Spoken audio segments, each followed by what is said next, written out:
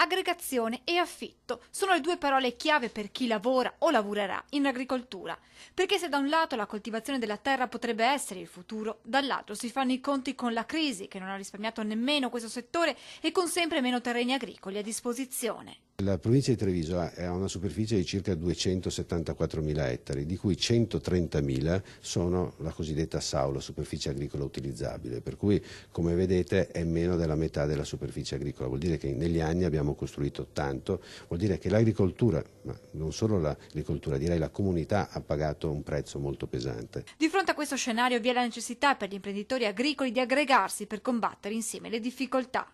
Occorre però che lavoriamo forse più di quanto non abbiamo fatto in passato per l'aggregazione delle produzioni e per una capacità anche di internazionalizzazione che dobbiamo ancora esplorare adeguatamente. Aggregarsi significa per l'imprenditore che ha terreno in eccedenza darlo in affitto all'azienda che punta ad ingrandirsi.